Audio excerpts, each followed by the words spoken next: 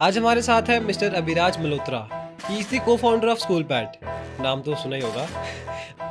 When did you get the idea for School Pad and जो आपके co-founders हैं वो कैसे इन्वॉल्व हुए? करते करते एक पॉइंट आया जब मैंने कहा कि मेरी तो जी अपनी टेक्नोलॉजी कंपनी होनी चाहिए, हाँ जी। और करता भी था। क्लाइंट्स थे, पैसा मिलता था, सब कुछ होता था। और फिर आपका क्या होता है कि आई वांटेड टू आस्क, जैसे अभी मैंने जो भी पॉडकास्ट शूट किए हैं या जो भी इंटरव्यूज लिए हैं, एवरीवन सेड कि उनकी लाइफ में उनके दोस्तों का एक बहुत बड़ा इन्फ्लुएंस था about their mindset, about the thinking. तो how did your friends affect you in your journey? तो यूट्यूब बहुत अच्छा, मतलब ये जो अपने वीडियो प्लेटफॉर्म्स हाँ है जी, यहाँ हाँ पे, जी, मतलब हाँ जी। पॉडकास्ट देखते हैं आपके जैसे पॉडकास्ट बनाने वाले, हाँ, तो ये पॉडकास्ट से यार बहुत सीखने को मिलता है। बिल्कुल। तो मेरे ख्याल अभी थोड़ी स्टार्टअप्स की बात कर लें। आपने जब स्कूल पैड स्टार्ट किया तो आपको भी इनिशियल फंडिंग की जरूरत पड़ी होगी।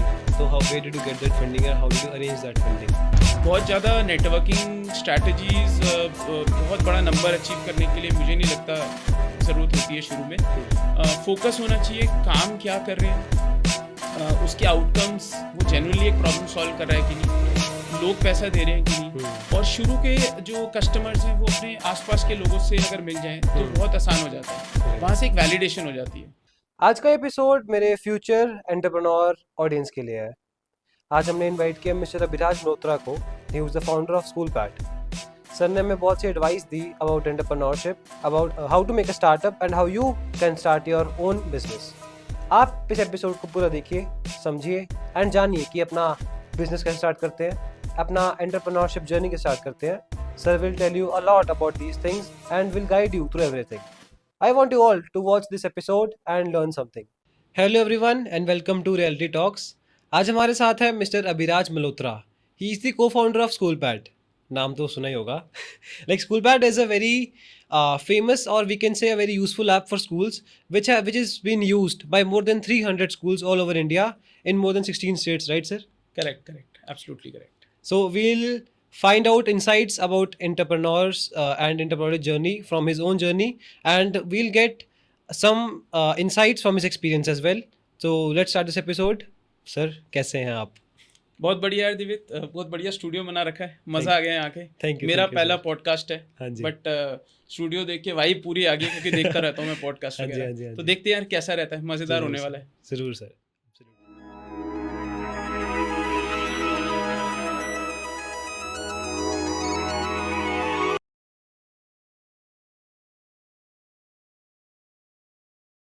तो कन्वर्सेशन आपकी स्टार्ट करेंगे, स्कूल पैड की स्टार्टिंग से स्टार्ट करेंगे। When did you get the idea for School Pad and जो आपके को फाउंडर्स हैं वो कैसे इन्वॉल्व हुए? हम्म, तो यार थोड़ा सा पीछे जाना पड़ेगा। हाँ जी। स्कूल टाइम में, हाँ जी। तो जब मैं स्कूल में था मुझे थोड़ा सा ऐसा शौक था कि कुछ ना कुछ क्रिएटिव किया जाए। तो मैं कोडिंग तो उस समय नहीं सीखी थी, तो थोड़ा सा वेब डिज़ाइनिंग वगैरह करते रहते थे। हाँ जी, हाँ जी। और धीरे धीरे फिर कोडिंग में भी आए। तो जब मैं 10th में था उस टाइम पे मैं वेबसाइट्स बनाता था, ओके। और मुझे ये होता था कि कुछ बना के किसी को हेल्प की जाए। जैसे कई बार होता था कोई कह रहा है यार मुझे कुछ ऐसा वेबसाइट बनाना है, तो मैं उसको फ्री में बना के देता था। वो कहता था इससे मेरा काम बन गया, हाँ और जी। मुझे बहुत अच्छा लगता था। हाँ। तो 10वीं में क्या हुआ कि मैंने ऐसी अपने स्कूल की वेबसाइट बना दी। ओके। हालांकि उसके बाद मुझे बहुत डांट पड़ी, क्योंकि मुझे पता नहीं था कि कॉपीराइट वगैरह भी कुछ होता है। हाँ जी, हाँ तो जी। मैंने स्कूल का लोगो उठा लिया, ओके। प्रिंसिपल की फोटो उठा ली, बढ़िया सा बना दिया कि मेरी क्लास पूरे देश में पॉपुलर हो जाए, और आगे मुझे लगा कि बड़ा मजा आएगा, सब लोग फेम मिलेगा। और हाँ। तो काफी डांट पड़ी, बट ये था कि उसके बाद कहीं ना कहीं वो एक रिकग्निशन सी मिलने लगी स्कूल में। तो मैं एक इंट्रोवर्ट था शुरू से, ओके। तो मेरे को बहुत ज़्यादा जैसे डिबेट, एक्सक्लेमेशन और ये सब चीज़ें मेरी लाइन नहीं थी। और कोडिंग क्योंकि बैठ के करनी है कंप्यूटर पे, इस तरह की चीज़ों से मैं अपने आप को बहुत जिस तरह से एक्सप्रेस करता था। हालांकि ये सब समझ मुझे अब आई है, ठीक है, तब ये समझ नहीं थी, बट तब ये काम करता था बस, और बहुत मज़ा आता था। तो ऐसे करते करते यार फिर कॉलेज में भी ऐसे ही हुआ मेरे साथ। और कॉलेज में कॉलेज वालों ने, मैं चितकारा यूनिवर्सिटी में था, ओके। तो उन्होंने मुझे एक अपॉर्चुनिटी दी जहाँ पे 4th ईयर मुझे कॉलेज नहीं जाना था। हाँ। और मैं उनके कॉर्पोरेट ऑफिस में काम करता था, क्योंकि वहाँ से मेरी मतलब स्कूल टाइम से ही टेक्नोलॉजी में मेरा इतना इंटरेस्ट था कि मैं चीज़ें बनाने लग गया, कोडिंग करने लग गया। तो जब मैं कॉलेज में पहुँचा तो 4th ईयर में, 3rd और 4th ईयर में कॉलेज में मेरे को अपॉर्चुनिटी मिली जहाँ पे उनका जो भी कॉर्पोरेट ऑफिस में टेक्नोलॉजी का काम था, हाँ जी। वो मैं करता था, और मुझे बहुत मज़ा आता था।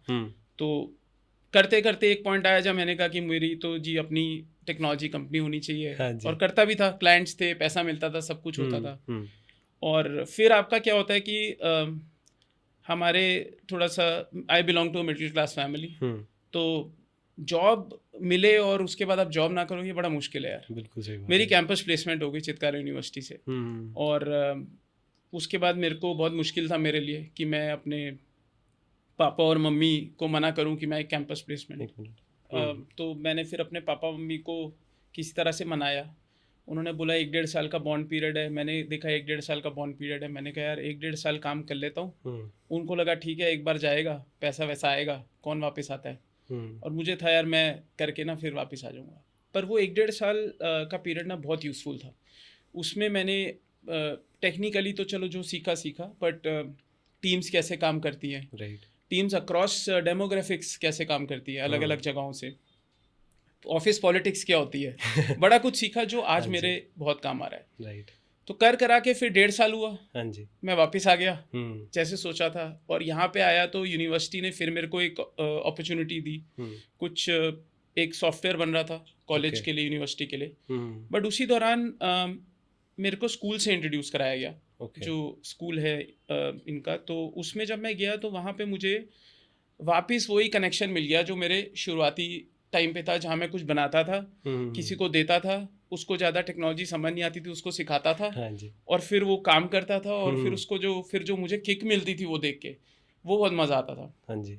स्कूल में भी यही हुआ यार। तो स्कूल में जब मैं गया तो टीचर्स हैं बहुत ज़्यादा, वो अकेडमिशियंस हैं बहुत ज़्यादा, टेक्नोलॉजी से भी नहीं है, और वो स्ट्रगल कर रहे हैं डे टू डे प्रॉब्लम से। और मुझे दिख रहा है दिमाग में कि ये तो यार यहाँ तो टेक्नोलॉजी मैं बना सकता हूँ कुछ जो हेल्प करेगा उनको। और फिर इस तरह से ये आइडिया आया और बनाने लगे। मतलब कभी ऐसा सोचा नहीं था कि स्कूल पैड बनाना है जो ऐसा कुछ सॉल्व करेगा। हाँ जी। बट करते करते बस ये स्कूल पैड बन गया और वो एक सॉफ्टवेयर आज तैयार हो गया। उस टाइम तो खैर 2 स्कूल थे जब शुरू हुआ था। ओके। आज लगभग 300 स्कूल्स हैं, 16 स्टेट्स में हैं इंडिया में, और 10,000 से ज़्यादा एजुकेटर्स यूज़ करते हैं उसको, 5 लाख से ज़्यादा स्टूडेंट्स, पेरेंट्स यूज़ करते हैं उसको। तो अब इकोसिस्टम काफ़ी बड़ा हो गया है। हम लोग टोटल 26 लोगों की टीम है। तो इस तरह से स्कूल पैड बना, और आज की डेट में यहाँ हम स्टैंड करते हैं। That's really great. बाकी आई वांटेड टू आस्क, जैसे अभी मैंने जो भी पॉडकास्ट शूट किए हैं या जो भी इंटरव्यूज़ लिए हैं, एवरीवन सेड कि उनकी लाइफ में उनके दोस्तों का एक बहुत बड़ा इन्फ्लुएंस था about their mindset, about their thinking. तो how did your friends affect you in your journey? यार मेरे केस में क्या था, मैं थोड़ा सा इंट्रोवर्ट टाइप था। हाँ, सही बताऊँ तो जो आप कह रहे हो बिल्कुल ठीक है। मैंने भी यही लाइन सुनी है, बट थोड़े से व्यूज़ अलग हैं। मतलब देखिए, पीयर्स बिल्कुल अफेक्ट करते हैं 100%। अगर आप 5-6 लोगों के बीच में हो और आपका तालमेल उनसे अच्छा बनता है, तो हो सकता है कि जैसा वो कर रहे हैं बहुत हद तक आप भी वही चीज़ें रिपीट करो। तो बिल्कुल इन्फ्लुएंस आता है। बट यार ये कहना कि पीयर्स अफेक्ट करते हैं, और होता क्या है कि हम ना वो चीज़ को पकड़ लेते हैं कि अगर पीयर्स अफेक्ट कर रहे हैं। अब मैंने किया ही ये थोड़ा सा। तो होता क्या था, शुरू में जब हमने स्कूल पैड स्टार्ट किया था तो हमें लगता था कि यार स्टार्टअप इकोसिस्टम में आगे बढ़ना है, फंडिंग लेनी है। हाँ जी। अपने को तो कुछ ज़्यादा समझ आता नहीं। हाँ। तो हम नेटवर्किंग, ये इवेंट्स होते हैं बड़े, तो हम जाते थे और सोचते थे वहाँ जाएंगे, लोगों से मिलेंगे तो समझ आएगा, बेहतर बन जाएंगे। पर यार उसमें ना देखो ये चीज़ दोनों तरह से काम करती है। तो आप पीयर्स के साथ जा रहे हो, अगर आपके पीयर्स पहले तो आपकी उनके साथ एक इक्वेशन होनी चाहिए, और आपको समझ आनी चाहिए कि आप उस तरह से बने हुए हो कि आप जब लोगों में जाओगे और उनसे बातचीत करोगे और सीखोगे तो आप आगे बढ़ोगे। सही बात है। मेरे केस में मुझे एक पॉइंट पे समझ आ गया ये कि यार मैं एक इंट्रोवर्ट टाइप हूँ और मैं उतना नेटवर्क ही नहीं कर पा रहा इन इवेंट्स में जाके। ठीक है। तो कुछ मेरे दोस्त थे जिन्होंने मुझे बहुत हेल्प किया है और मैं उनसे बहुत सीखा भी हूँ और आगे भी बढ़ा हूँ। प्रोफेसर्स थे जिनसे सीखने को मिला। ठीक है। लेकिन ये कह के कभी किसी को नहीं चलना चाहिए कि यार ऐसे लोगों के बीच में बैठना उठना शुरू कर देते हैं तो बेहतर बन जाएंगे।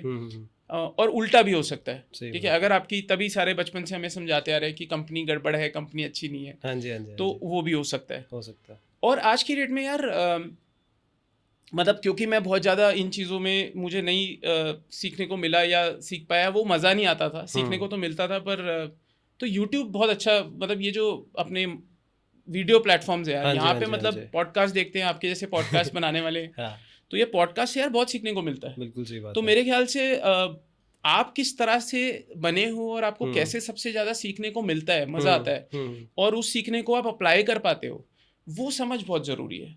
फिर अगर आपको लगता है एक नेटवर्क आपको हेल्प करेगा, हाँ तो जी। ऑटोमेटिकली आप उस डायरेक्शन में जाओ। हुँ, अगर आपको लगता है कि सेल्फ लर्निंग मेरे लिए बहुत यूज़फुल है, हुँ। मुझे ज़ोन में जाके ज़्यादा सीखने को मिलता है, पॉडकास्ट देख के ज़्यादा सीखने को मिलता है, वो हाँ फिर जी। अप्लाई करके ज़्यादा समझ आता है, हाँ, हाँ, हाँ। तो उस ज़ोन में जाओ। तो बेसिकली कोई एक चीज़ को पकड़ के मतलब वो बोली जा रही है तो वैसा नहीं करना जनरलाइज़ नहीं चाहिए, करना चाहिए इस चीज़ को। जनरलाइज़ नहीं करना खुद के चाहिए। माइंडसेट पे या खुद के एक्सपीरियंस पे करेक्ट। बेस होता है, वरना अपने आप को कैसे? समझो, बिल्कुल सही बात है। अपने आप को समझोगे तो समझ आएगा कि आपको सीखने में कैसे मज़ा आता है। बस राइट, वो राइट, राइट। अप्लाई करो, हाँ जी। सीखो, अप्लाई करो, हुँ, प्रैक्टिस करो, हुँ। तो वहाँ से और सीखने को मिलेगा और क्लैरिटी आएगी और आप आगे बढ़ पाओगे। तो अभी थोड़ी स्टार्टअप्स की बात कर लें।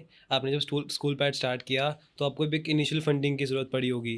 तो how where did you get that funding and how did you arrange that funding? यार फंडिंग का ऐसा है कि फंडिंग के मामले में ना हम बहुत ब्लेस्ड रहे हैं। हुँ, अम, तो जब जैसे मैंने आपको बताया कि मैं वापस आया जब स्कूल पैड वगैरह शुरू हुआ, यूनिवर्सिटी ने हमें अपॉर्चुनिटी दी, तो हुँ, उस टाइम पे उनका एक स्कूल था, तो हुँ। उनको भी सॉफ्टवेयर चाहिए था। हाँ जी। तो उन्होंने हेल्प करी, उन्होंने बोला कि ये फंड्स हैं जो हम आपको प्रोवाइड करते हैं हुँ, और इंफ्रा प्रोवाइड करते हैं, हुँ। और आप ये सॉफ्टवेयर बनाइए। हाँ जी। तो उस मामले में हमें बहुत हेल्प हो गई, बिकॉज अदरवाइज मतलब मैं उस जोन में तो कभी गया ही नहीं जो वीसी वाला जोन है, हुँ, हुँ। और वहीं से हेल्प हो गई। फिर उसके बाद इंटर्न्स मिल गए राइट। यूनिवर्सिटी से, हाँ तो जी। टीम भी बननी शुरू हो गई। हुँ, तो आई हुँ। थिंक हमें मतलब तभी मैं बहुत ब्लेस्ड फील करता हूँ अपने आप को कि हमें सारा कुछ बहुत इनिशियली बहुत अच्छे से बहुत इजीली मिल गया, और हुँ, लोग आते गए हमारी जर्नी में, हमें हेल्प करते गए, और उसी की वजह से हम आज खड़े हैं। बट हाँ, फंडिंग देखिए, फंडिंग टेक्नोलॉजी बिजनेस की अगर स्पेसिफिकली बात करें, क्योंकि मैं उसी लाइन से हूँ, तो हुँ। आज की डेट में टेक्नोलॉजी बिजनेस को स्टार्ट करने के लिए फंडिंग नहीं चाहिए। राइट। तो अगर आप एक टेक्नोलॉजी बिजनेस को बना सकते हो बिना फंडिंग के या बहुत कम पैसा लगा के, और फिर उसको आगे जाके फिगर आउट कर सकते हो, हुँ। मेरे लिए तो यार हमेशा क्योंकि अब हम चौथे साल में प्रॉफिटेबल हो गए थे, ओके। जहाँ हम पूरी तरह से कस्टमर फंडेड थे, हुँ, हुँ, हुँ। और कस्टमर फंडेड होने का मज़ा ही अलग है। सही बात तो है। उसमें क्या है कि आप किसी के टाइमलाइन पे नहीं हो, हुँ। ठीक है, और आप अपनी स्ट्रैटेजीज कर रहे हो, सही बात है। और आप ट्राई कर रहे हो, एक्सपेरिमेंट कर रहे हो अपने पेस पे, सही सीख बात। रहे हो, हाँ जी। आपको कोई स्पीड नहीं चाहिए, कोई रेस में नहीं दौड़ना। हुँ। तो बहुत ऐसी चीज़ें थी जो हमें हेल्प करी, बट मैं ऐसा नहीं कहता कि फंडिंग कोई बुरी चीज़ है। मतलब आपको ये समझना है कि आपका जो जिस बिजनेस में आप हो और जो आपके आसपास वो बिजनेस कर रहे हैं लोग, हुँ। और किस तरह से आप उसको चलाना चाहते हो एज अ फाउंडर, राइट। वो चीज़ें बहुत मैटर करती है। और वही है, अपने आप को समझ के, उस पूरे इक्वेशन को समझ के, हुँ। फिर आप समझिए कि फंडिंग के लिए जाना चाहिए या नहीं जाना चाहिए। सही बात तो है। फंडिंग को इस तरह से लिया जाना चाहिए। और हुँ। टेक बिजनेसेस की स्पेसिफिकली बात करें तो मेरे हिसाब से आप इनिशियली उस बिजनेस को बनाने के लिए या उसका एक प्रोटोटाइप बनाने के लिए फंडिंग अवॉइड कर सकते हैं, बिल्कुल। Done, okay.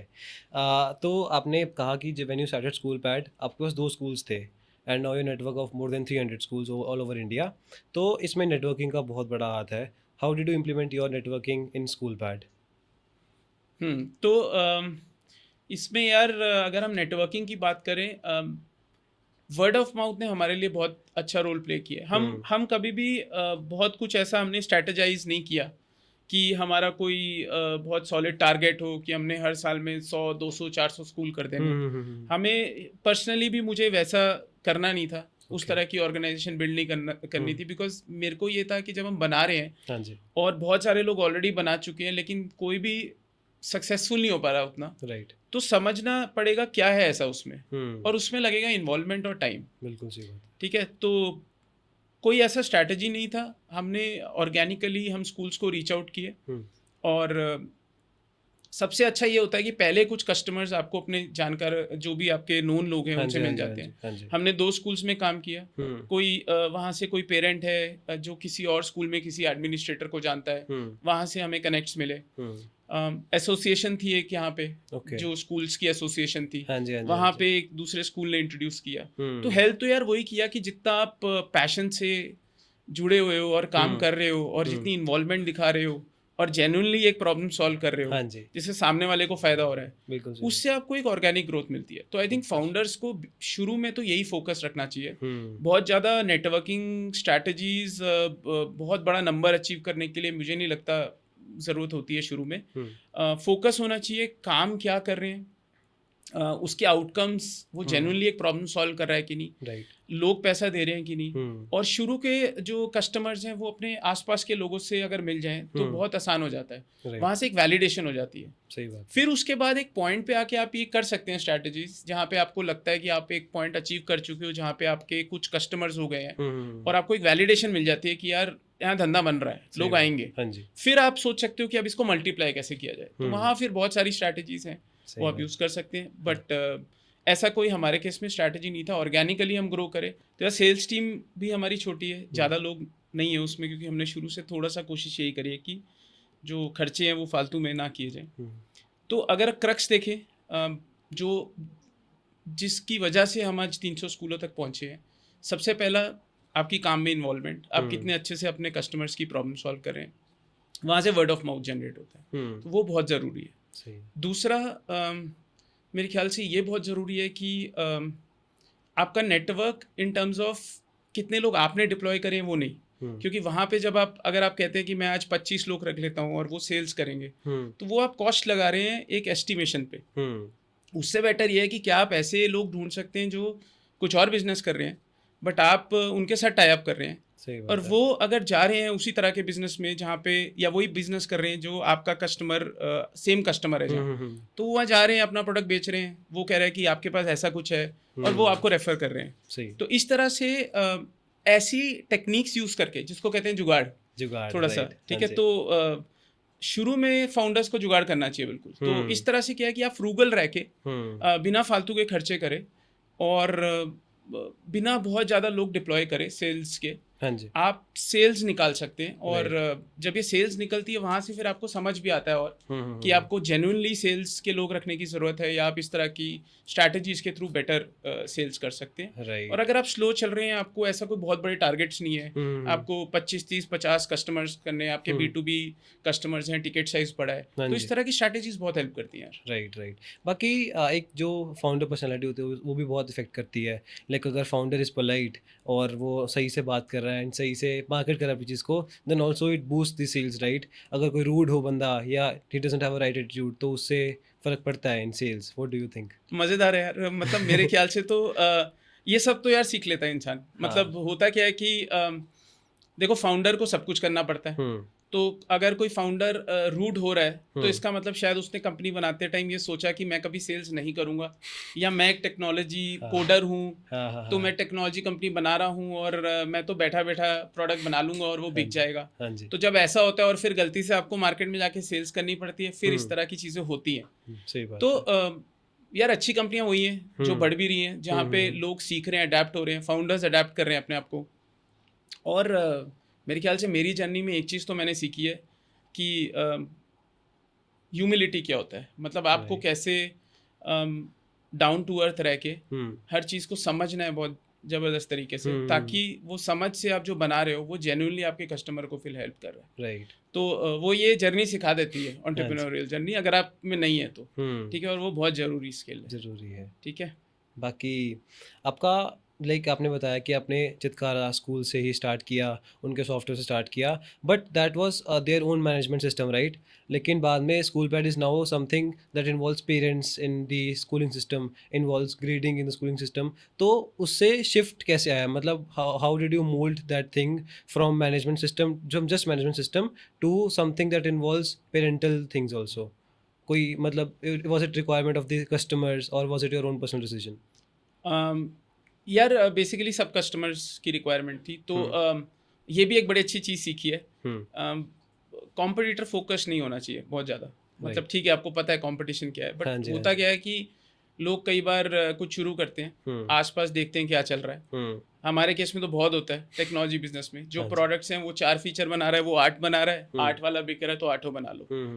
तो वो नहीं होना चाहिए यार। तो बेसिकली कस्टमर फोकस्ड होना चाहिए। तो जब आप कस्टमर्स के साथ काम करते हो ना, और इन्वॉल्वमेंट के साथ काम करते हो, तो कस्टमर आपको बताता रहता है उसको चाहिए क्या, और वही आपको बनाना है। तो आप कंटिन्यूसली वो बनाओ जो कस्टमर को चाहिए। जैसे हमारी जर्नी इवॉल्व करी, हमने शुरू किया, किसी कस्टमर ने बोला यार पेरेंट्स को फ़ोन करना पड़ रहा है और उसमें बहुत टाइम जा रहा है, तो वहाँ पे एक फीचर दिखा। किसी ने बोला कि यार हमारी अकाउंट्स टीम को आज तक समझ ही नहीं आ रहा कि स्कूल में पैसा कितना कलेक्ट हो रहा है, ठीक है, या किसका नहीं आ रहा और किसका टाइमली आ रहा है। तो एडमिनिस्ट्रेटिव प्रॉब्लम समझ आई, उसको सॉल्व किया। तो कर आके वो आज एक प्रोडक्ट ऐसा बन गया है जिसमें जो मल्टीपल प्रॉब्लम सॉल्व कर रहा है, जो कस्टमर की प्रॉब्लम है, जो ग्राउंड लेवल पे। राइट। तो आई थिंक इसी तरह से आपको सारे फीचर्स, हमें भी इसी तरह से समझ आता गया और हम बनाते गए। और इवेंचुअली बैलेंस रखना भी जरूरी है, क्योंकि आप हर कुछ नहीं बना सकते, नहीं तो आपका प्रोडक्ट एक टाइम पे हाथी बन जाएगा और फिर वो संभल नहीं पाएगा। सही बात तो बैलेंस रखना कि क्या बनाना है, हाँ जी, वो भी मैच्योरिटी से आता है। विद टाइम आप बात करते हो कस्टमर से, समझ आता है कि जेन्युइनली क्या प्रॉब्लम है। और ये मैच्योरिटी आप सीखते हो जब आप प्रोडक्ट कंपनी बनाते हो, तो धीरे धीरे आपको ये भी सीखने को मिलता है। तो मजेदार जर्नी है, इसी से सीखा है सब। और धीरे धीरे करके ये चीज भी समझ आई क्या बनाना है क्या नहीं बनाना। तो ऐसे ये सारे फीचर्स आ गए प्रोडक्ट में।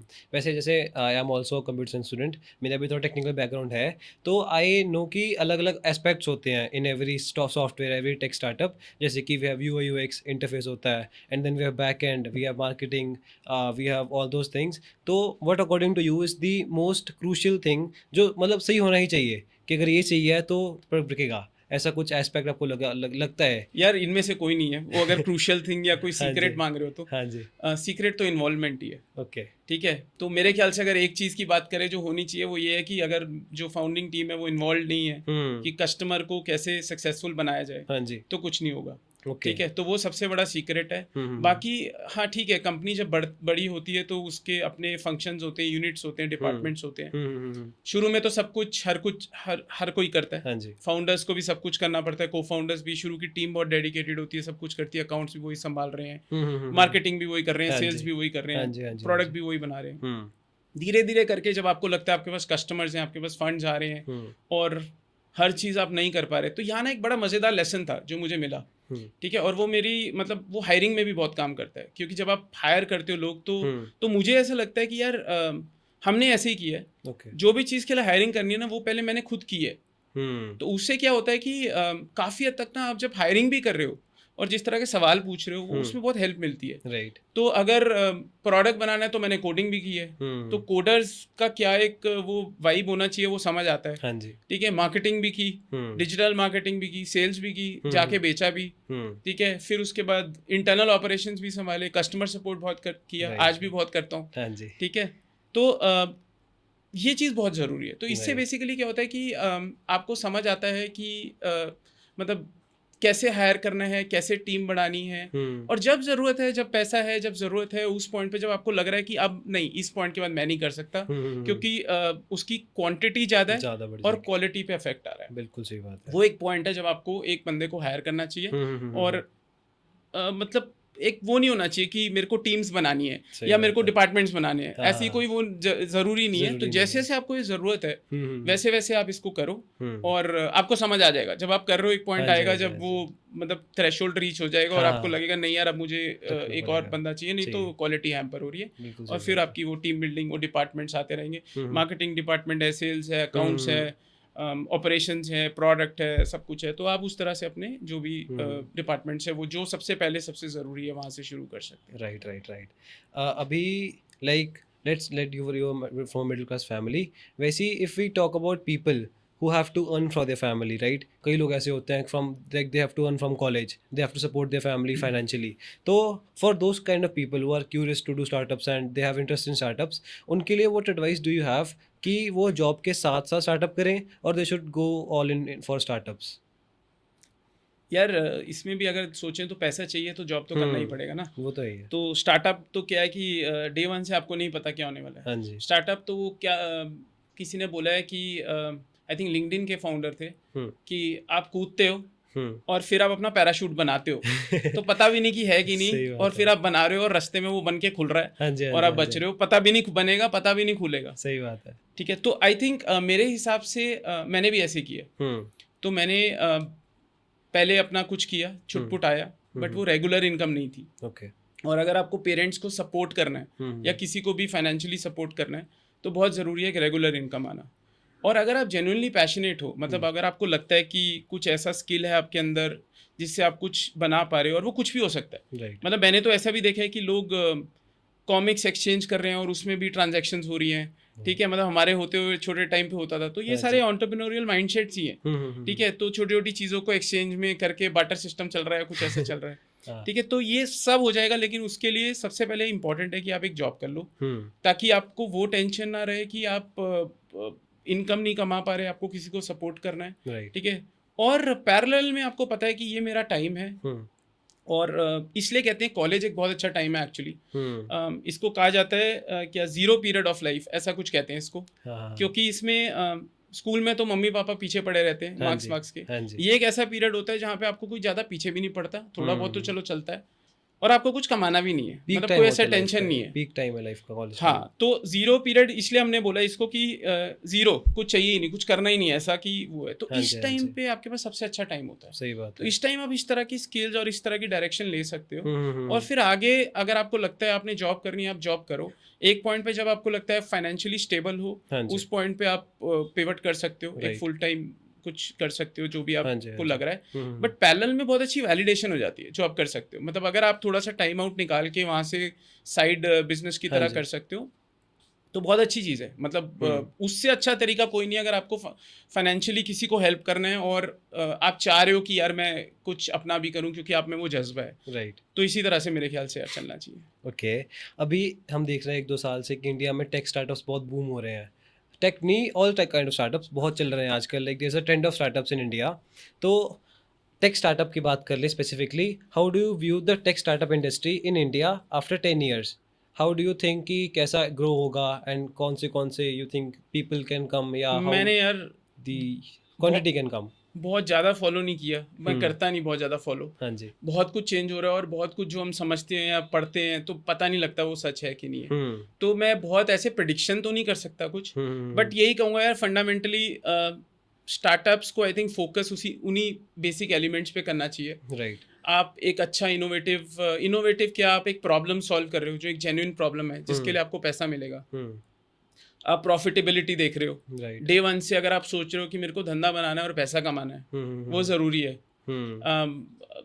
देखो एक चीज़ है कि अगर आप फंडिंग ले रहे हो, हाँ जी, आपके पास कोई भी चीज़ है ना, अगर आपके पास पैसा है तो होता क्या, जैसे अगर मैंने फंडिंग ले ली, मेरे पास पता है मुझे 5 करोड़ रुपए अकाउंट में पड़ा है, तो मैं खर्चने में बहुत अच्छा बन जाऊंगा। राइट, सही बात ठीक है, बिजनेस में आपको कमाने में अच्छा बनना है, ठीक है, तो वो तभी होगा जब कंस्ट्रेंट्स हैं, जब कम पैसा है तो फिर जुगाड़ होते हैं, सही बात सब कुछ होता है, हाँ जी, ठीक हाँ है, जी, तो फंडामेंटली ये चीज़ें हैं जो एक स्टार्टअप को करनी चाहिए, और प्रॉफिटेबिलिटी पे ध्यान देना चाहिए, कस्टमर प्रॉब्लम सॉल्व हो रही है उस पर ध्यान देना चाहिए, इन्वॉल्वमेंट कितनी है फाउंडर्स की उस पर ध्यान देना चाहिए, ये सब चीज़ों पे फोकस करना चाहिए, तो अच्छे स्टार्टअप्स बनेंगे, अच्छे बिजनेसेस में कन्वर्ट होंगे, लॉन्ग टर्म बनेंगे, और बढ़िया कंपनीज निकल के आएंगी उससे, तो ये चीज़ों पे फोकस करना चाहिए, ये मेरे को लगता है ऐसा होना चाहिए, मतलब क्योंकि मैं बहुत ज़्यादा ट्रेंड्स नहीं फॉलो करता, तो मैं ये नहीं बता पाऊंगा यार कि अगले 10 साल में कैसे किस तरह के स्टार्टअप्स होने चाहिए, बट ये फंडामेंटल चीज़ें अगर हर स्टार्टअप करेगा कि वो देखेगा मेरे कस्टमर खुश हो, वो देखेगा मेरी टीम खुश हो, मैं प्रॉफिटेबल हूँ, तो वो आगे बढ़ेगा ही बढ़ेगा, और चाहे कंपनी बड़ी है चाहे छोटी है, अगर वो कंटिन्यूस प्रॉफिट्स कर रही है, उसके एम्प्लॉयज खुश हैं, उसके कस्टमर्स खुश हैं, तो वो एक सक्सेसफुल बिजनेस है। तो मेरे ख्याल उसी पे ही सबको फोकस करना चाहिए, ज़्यादा 10 साल में क्या होने वाला है, 20 साल में क्या होने वाला है, उन ट्रेंड्स को नहीं फॉलो करना चाहिए। राइट। अभी एक like me as a student, मैंने बहुत सारे आइडियाज़ इम्प्लीमेंट नहीं किए, I have written some ideas or I have thought of some ideas. We have app ideas also, tech ideas also. So what can you advise to people who have their ideas in their minds but they don't know how to implement those ideas? Okay, so पहले तो validity यही है, देखो idea तो एक side project भी हो सकता है, एक हॉबी भी हो सकता है, तो पहले तो ये फिगर आउट कर लो कि आपने do you feel that there is a business around it, कि आपने उसको बिजनेस में कन्वर्ट करना है या is it a side project. If it is a business तो then you have to solve a problem, right, ठीक है, तो अगर आप प्रॉब्लम नहीं सॉल्व करोगे तो कोई पैसा क्यों देगा यार, ठीक है, मतलब आज मैं कुछ ऐसा बना दूं जो बहुत सुंदर है देखने में या बहुत अट्रैक्टिव है, बट जब मैं दोस्त के पास जा रहा हूँ वही मेरे को मना कर रहा है पैसा देने से, तो उसका फायदा नहीं है। तो I think we'll have to पहले तो यही सोचना है कि हमें वो बिजनेस बनाना है उसके अराउंड की नहीं कि वो एक साइड प्रोजेक्ट है। हाँ जी। अगर आपने बिजनेस बनाना है, फिगर आउट करो वो प्रॉब्लम है कि नहीं है। अगर वो जेन्युइनली एक प्रॉब्लम है, आपको लगता है जो आप सॉल्व कर रहे हो, प्रोटोटाइप बनाओ। हाँ जी। अपने कुछ ऐसे लोग जो उस इंडस्ट्री में वही काम कर रहे हैं, ऐसे दोस्तों को नहीं देने का फायदा। राइट। बिकॉज जब तक कोई वो कर नहीं रहा और वो प्रॉब्लम नहीं फेस कर रहा, तो वो बता नहीं पाएगा बिल्कुल कि सही बात सारे बोलेंगे बहुत अच्छा है यार, है। पैसे देने की बारी आएगी कोई कुछ नहीं करेगा। बिल्कुल सही बात तो है। जेन्युइनली ऐसे लोग ढूंढो, हम्म। वो आपको अपने नेटवर्क में मिल जाएंगे, कॉन्टैक्ट्स में मिल जाएंगे, रिश्तेदारों में मिल जाएंगे, हम्म। और देखो वो पैसा देते हैं कि नहीं। राइट। अगर वो पैसा देते हैं तो हो सकता है उस आइडिया में दम हो, वो जेन्युइनली एक प्रॉब्लम सॉल्व कर रहा हो, और फिर उसको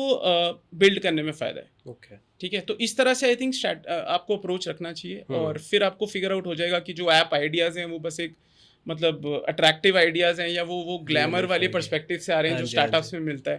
ठीक है, या जेन्युइनली आपको एक प्रॉब्लम बहुत टाइम से खटखटा रही है और आपको लग रहा है कि यार ये मुझे सॉल्व करनी चाहिए, और आपको पता है, आपको दिख रहा है, वो विजन है कि वो सॉल्व कैसे करनी है, तो फिर इस तरह से आपको अप्रोच करना चाहिए और आपको बहुत क्लैरिटी मिल जाएगी। सही है। आपका बहुत एक्सपीरियंस है in this fields in startups, तो I would like you to give some advice to people from your experience in this field. आपने स्टार्टअप स्टार्ट किया, you had gone through all the phases of startup, like networking, marketing, सब कुछ आपने किया। उससे एक ultimate advice जो आपने सीखी है, अल्टीमेट टीचिंग आपने सीखी, वो आप बताना चाहें। यार अगर हम यंग फाउंडर्स के लिए बात कर रहे हैं, हाँ जी। ठीक है, जो अपने स्टार्टअप्स वगैरह स्टार्ट कर रहे हैं अभी, तो मुझे तो यही लगता है कि सारा कुछ बाकी तो हो ही जाता है। ठीक है, मतलब जो करना है वो करना ही है, राइट। तो वो होता रहेगा, वहीं से आप सीखते रहोगे। आई थिंक 3 चीज़ें हैं अगर समराइज किया जाए तो। एक तो है फोकस। ठीक है, तो फोकस होगा, क्योंकि एक और चीज़ है जो दूसरी चीज़ है, वो है इंटेंशन। तो इंटेंशन को एक्चुअली मैं नंबर 1 ही ट्रीट करूंगा, फोकस उसके बाद लाते हैं। ठीक है, इंटेंशन में क्या है कि आप एक लिस्ट बना लो कि यार मैं ये क्यों करना चाहता हूँ। ओके। सपोज आप कहते हो नंबर 1 2 3 4 5 6 में पैसा आ गया। ठीक है, या आप कहते हो यार मुझे पैसा कमाना है, तो यार वो फायदा ही नहीं करने का, क्योंकि 5 साल आप कमाने नहीं वाले। हाँ जी, हाँ जी, हाँ जी। और आप क्विट कर दोगे। ठीक है, तो इंटेंशन बहुत ज़रूरी है। जेन्युइनली क्या आप प्रॉब्लम सॉल्व कर रहे हो और आपको उस प्रॉब्लम सॉल्व करने में मजा आने वाला है, वही आपका जज्बा है, वही आपका कीड़ा है। राइट। तो इंटेंशन सबसे पहला। दूसरा, इंटेंशन सही होनी चाहिए सबसे पहला। दूसरा फोकस।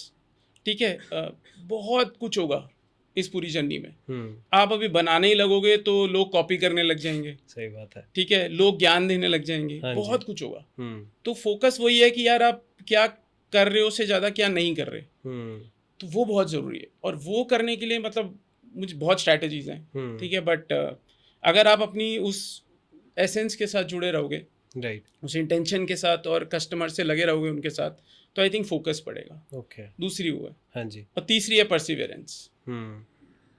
कुछ भी 2 4 5 साल में जैकपॉट ही लगते हैं यार। तो और जैकपॉट तो प्रोबेबिलिटी का गेम है। सही, ठीक है, सही बात है। तो 2 4 5 साल में कुछ नहीं होने वाला। कोई भी इंडिया के अच्छे बिजनेस स्टोरीज देख लें तो 10 12 साल सबको लगे हैं, जिसके बाद वो IPO हुई है और आज की डेट में उनके पास एक मनी मेकिंग इंजन है, अच्छी कंपनी है, बड़ी कंपनी है। तो टाइम लगता है यार। तो मेरे ख्याल से अगर परसिवियर नहीं करोगे, सोचोगे कि यार कोई एग्जांपल ले लिया जी, इंस्टाग्राम को $2 बिलियन में खरीद लिया, जो भी वो डील हुई थी। हाँ जी, हाँ जी, 2 साल में या 1 1.5 साल में, और सोच रहे हो कि वही करना है हमने। तो वो तो यार जैकपॉट है, वो हर किसी का नहीं लगता। सही बात है। नॉर्मल एक बिजनेस बनाओ, अभी हमने काफी डिस्कशन किया उसके बारे में, उसी तरह से बिल्ड करो। तो आई थिंक उसमें टाइम लगता है, लेकिन अगर परसिवियर करोगे उस जर्नी का मजा अपना है, और वहाँ एक कंपनी बनेगी जो बड़ी कंपनी बनेगी। राइट। तो ये 3 फैक्टर्स हैं, आई थिंक यही 3 सजेशंस हैं मेरी, कि आप इंटेंशन सही, फोकस और परसिवियरेंस, ये 3 है तो मतलब आपका जो एक फंडामेंटल फ्रेमवर्क है ना, वो सॉलिड है। फिर आप एक अच्छी कंपनी बना सकते हो। आपकी एंटरप्रेन्योरियल जर्नी बहुत मज़ेदार होने वाली है। That's great. तो इस एपिसोड को सैडली एंड करना पड़ेगा यहीं। कोई बात नहीं, बहुत मज़ा आया यार। Thank you sir, thank you so much. हमें बहुत मज़ा आया। We learned a lot about entrepreneurship, about startups, about tech. आपसे बहुत कुछ जानने को मिला। तो thank you for coming, sir. Thank you for visiting us at Reality Talks, and thank you all for watching this episode. We'll come back again with more startup stories, with more startup teachings from your side. Thank you. Thank you, Divya. Thank you for having me here, and thanks to the entire team. Thank you so much. Thanks a lot. All the best. Thank you so much. Thank you so much, sir. I hope you all like this episode, and I hope you all learned something from it. Abhiraj sir की बातों से आपने बहुत कुछ सीखा होगा about entrepreneurship, about finances, and about how you can start your journey as an entrepreneur. हमने बहुत सारी बातें की about the trends, about the various aspects of entrepreneurship and startups. I wish you all like this episode, and I want you all to please write your questions for Abhiraj sir in the comment box down below. And also comment down a person who you want to see on the Realty Talk show. Thank you.